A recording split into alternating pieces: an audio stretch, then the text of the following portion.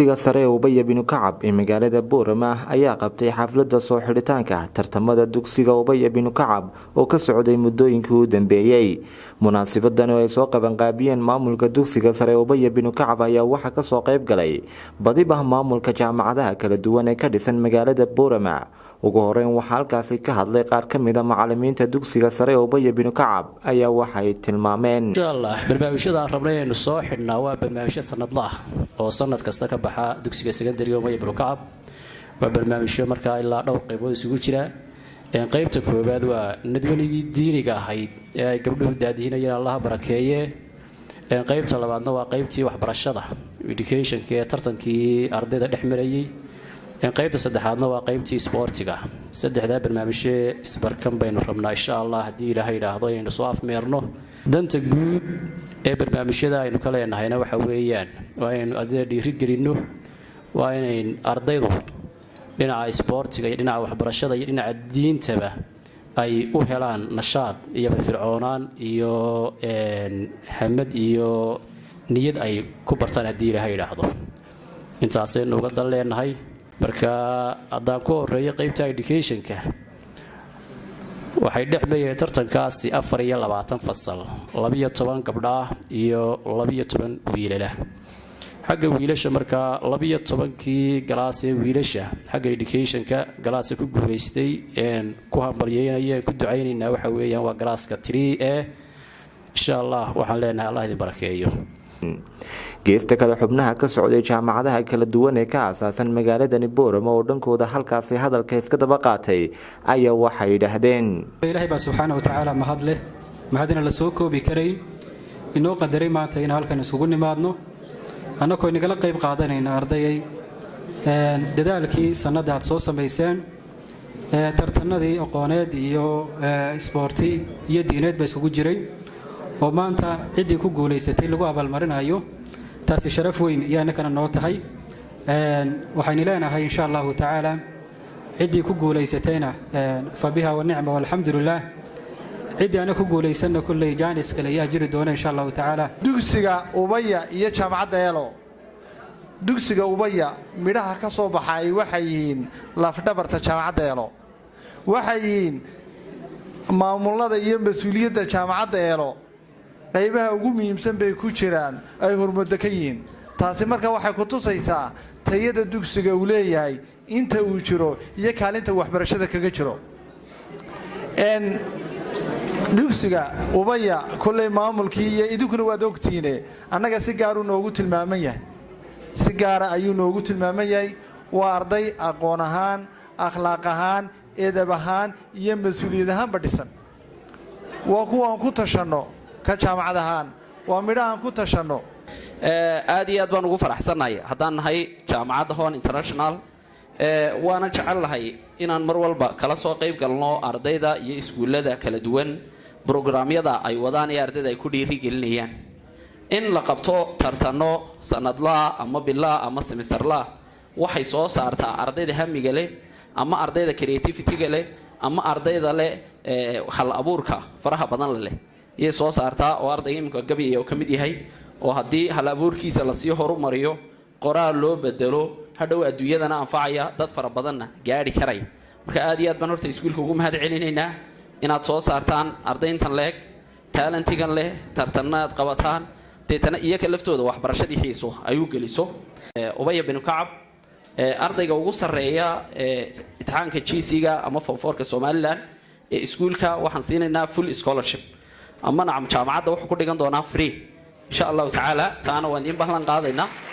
waxaan rajaynaynaa insha Allah ta'ala inuu noqdo arday brayda oo imka kale iskuulada Booramo kala baan u sameeynay sanadkii hore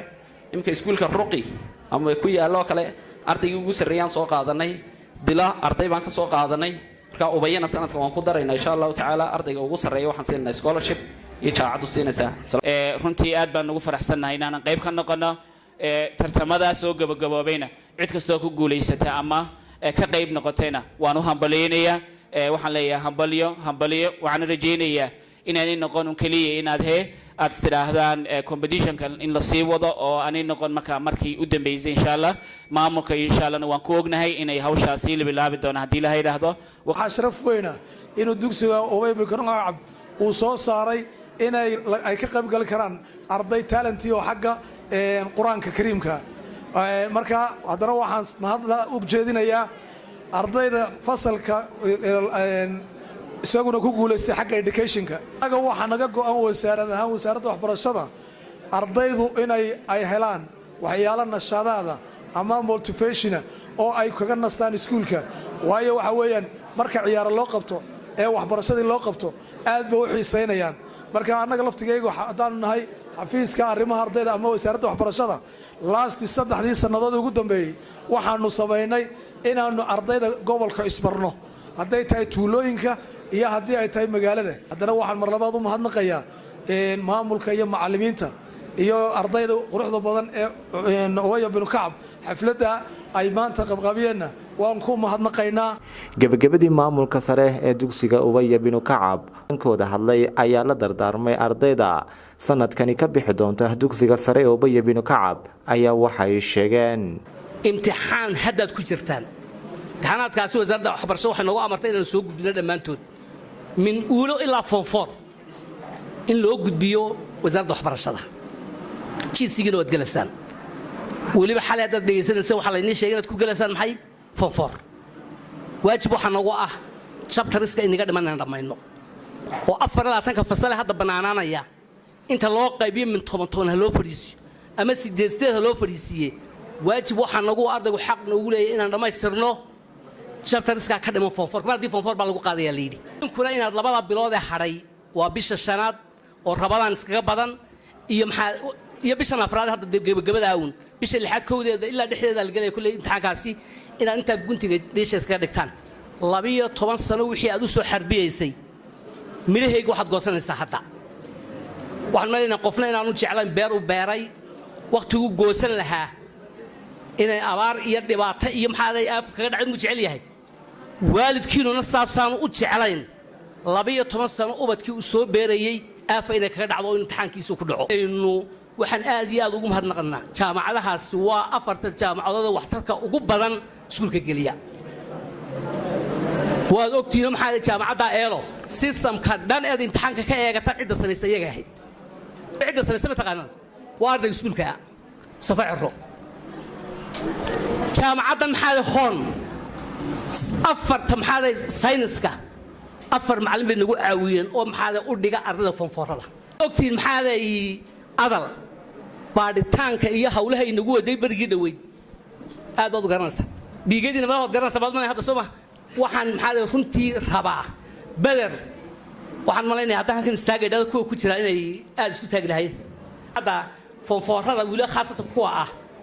waxay qoranayaan maxaa ama macadkan ka qalin jabiyay Seylac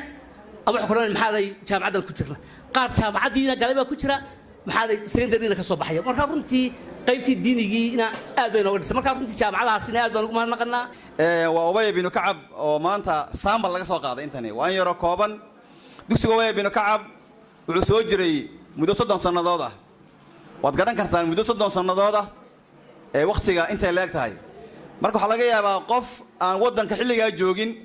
30 sano ka hor xilliga dugsigana aynu bilownay qof aan wadanka aan ogeyn oo malaha shalay yimiday ayaa laga yaabaa inuu yiraahdo laga yaabaa horta ubayaduna maxay tahay laakiin maanta waxa maraga sidoo sheega la baray maragu noo yahay jaamacadaha wuxuu maragu yahay mujtamaca wuxuu maragu yahay dhammaan qayb bulshada aad iyo aad baan ugu duceynayaa gabagabadiina waxaa halkaasi shahaadooyin kala duwan lagu guddoonsiiyey iyo sidoo kale abaalmarino ardaydii kaalmaha hore ka gashay tartanadii kala duwanaa ee ka socday dugsigaasi Ubaya Binu Kacab waa Jamaal Cumar Tubeec telefishinka madaxa bannaan ee Raya TV magaalada Boorama.